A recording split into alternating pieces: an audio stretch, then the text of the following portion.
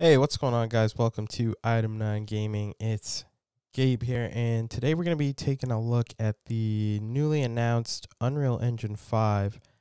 That's pretty interesting news today that we got from Geoff Keighley as part of the Summer Games Fest. He and a few of the team members down at Epic Games decided to reveal the PlayStation 5 tech demo using a Unreal Engine 5. So that's pretty interesting.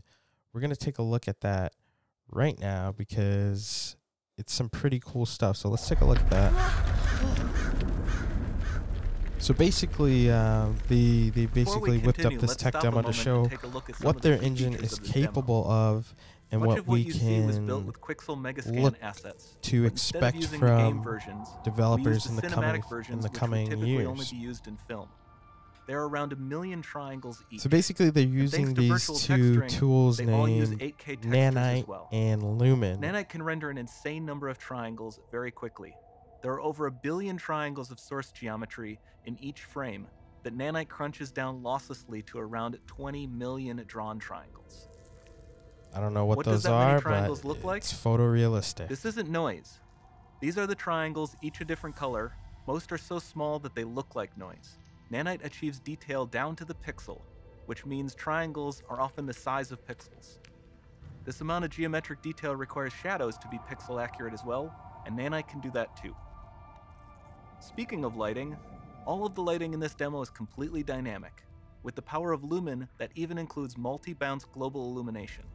No light maps, no baking here. Without GI, all of that beautiful lighting is gone. So this has got like Uncharted vibes written all over it. I mean, if you just look at Uncharted 4, it's definitely one of the best looking games on this current gen. The lighting alone in that game is spectacular. So I think that that game can We've made some great additions to our audio system as well. Toe-to-toe with this, because this is a very beautiful game, but I think that we can't forget what we got in this current gen as well before we take a look at this stuff and go, wow. Sound field rendering allows us to record but this is incredibly impressive.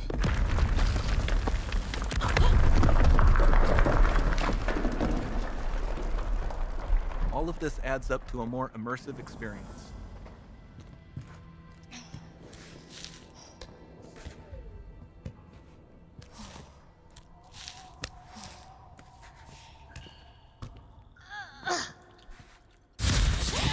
Bats. This swarm of bats was created with our Niagara effects system. Particles in Niagara can now talk to one another and understand their environment like never before.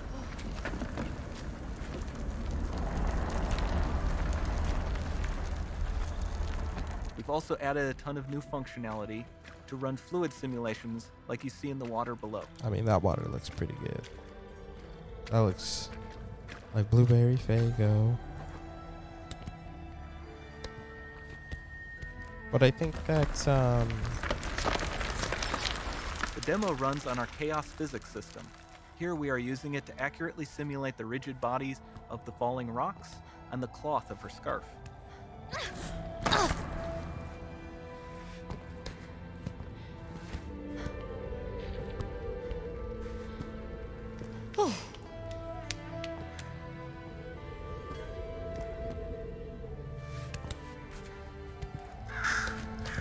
now this doesn't go to say that the Xbox Series X can't do that, because that is an impressive machine.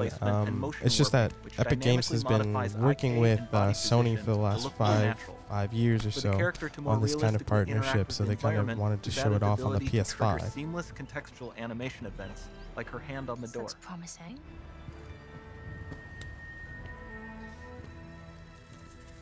Dynamic GI is amazing, not just for speeding up iteration, but also for its impact on gameplay. Nice. Any light source can move while still having beautiful bounce lighting. Dynamic illumination. Can you just believe they whipped up this concept just as a tech demo, and like we'll never get an actual game from this? But this is incredible, though. This does look really good. Lumen not only reacts to moving light sources, but also changes in geometry.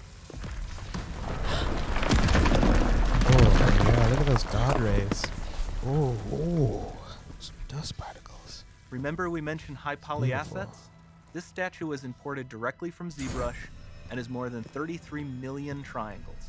I No mean, baking of normal mount, if you look at no that, authored like, LODs. the detail on that alone is incredibly impressive. I can only imagine how they can use this technology to merge filmmaking and video games statue. together. I mean, There are nearly 500 it's so these tools are so accessible to everybody. It's so time consuming for a total of over to be editing on like different programs. programs like Maya and stuff. Like, this is so awesome. How you can import your ZBrush and CAD files just seamlessly into the program. So I can only imagine.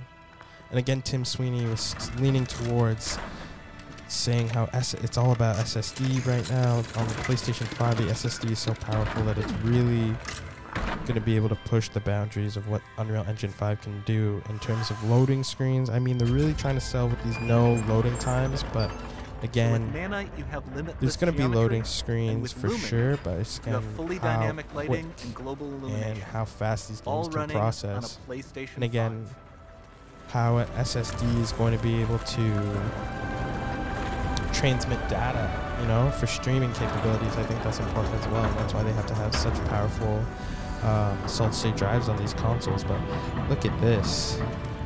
Oh my god, that is a lot of Uncharted vibes there. But if we look here on their little blog post that they updated to their site, they're saying how the Unreal Engine 5 will be available in preview in early 2021 and in full release in late 2021. And it will support next generation consoles, current generation consoles, PC, Mac, iOS, and Android. So again, they're making it very accessible to a lot of developers. Again, they're trying to push towards more cross-generation platforms. I know that's where the Xbox is kind of leaning towards having their cross-generation. But again, with this kind of technology, them releasing it on all these platforms, you get cross-platform games, you know, able to, you know, run games from that are normally made for PC on your console, and being able to play with your friends on whether it's they have Xbox or PS5 or Xbox Series X. You'll all be able to play together, and I think that's really cool how they're implementing that. And I think that it's really cool. They also said that how they built Fortnite using Unreal Engine 4, but later in 2021, mid-2021, they'll be migrating the game over to Unreal Engine 5. So that's pretty cool, and I'd be interested in seeing that. And again, they were saying how the royalties and the revenue would be changing a bit as well, which is really great. I remember it used to be around like 3,000, whatever. If the gross revenue of the game built with them reached at least 3,000, or it was 300,000 in sales, they would have to pay royalties. They would get 5% royalties on that. But now it's royalties are waived up until your first $1 million in gross revenue, which is really, really good. And it's good for the developers, the little indie teams that are going to be utilizing this technology as well. And I think with that being said, I'm pretty excited to see this stuff. You know, this demo that was running today was up in real time, so they were really running this on the PS5, and this is some of the only gameplay we've seen in a while. It's open. And I think when you look at it, Don't fail me now. it's such a blend of cinematics and gameplay at the same time, which is so awesome, especially when we get games like God of War. And I think the way they seamlessly blended the two in that genre, we can see even more developers doing that with Unreal Engine 5. Like, this just looks incredible.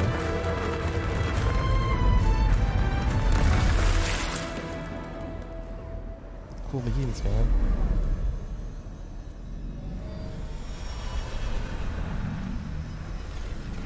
It's time to see what's next.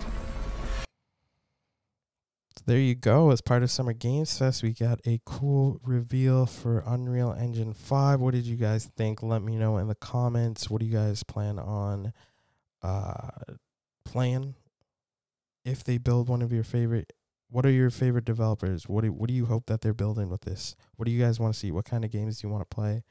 I'm excited for them to be working on this. Again, we're not going to get this games being fully developed with this and ready to play until later in 2021. But this is game-changing stuff. I mean, this is pretty cool technology. Again, with them being able to kind of implement the stuff from ZBrush and CAD into the engine itself, the possibilities there are pretty incredible. So there you have it. We're going to be back here tomorrow with the Ghosts of Tsushima State of Play from Sony. So that's happening tomorrow at 4 p.m. Probably put a video up around like 8 or something like that. I got work. But yeah, we'll be checking that out. Don't forget to follow us, Item 9 Gaming. Like us on Facebook. Like this video. Subscribe. Follow us on Twitter. All that good stuff. And we'll see you guys in a bit.